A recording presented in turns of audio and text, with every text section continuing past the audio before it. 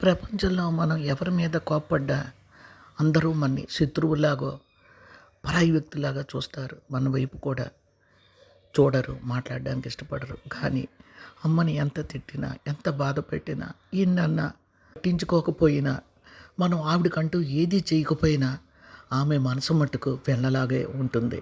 ఎందుకంటే ఆ భగవంతుడు అమ్మ మనసు అంత గొప్పగా పవిత్రంగా తీర్చిదిద్దాడు. ఒక కారణం కూడా ఉండే ఉంటుంది. అది ఏమిటంటే తన రక్తమాంసాలు పంచుకొని తనలోనే ప్రాణం పోసుకున్న జీవిని ఆ తల్లి హక్కున చేర్చుకోగానే ఎన్నో వేల కోట్ల ఆస్తులు సంపాదించిన రాని సంతోషాన్ని ఆ తల్లి పొందుతుంది. ఒక్క మాటలో చెప్పాలంటే నా కళ్ళ ముందు పిల్లలు చల్లగా ఉంటే చాలు, గిఫ్టులు కానీ ఏదీ కోరదు. కానీ ఒకే ఒక్కటి కోరుతుంది, ఇది పిల్లల నుండి ప్రేమ, ఆప్యాయత.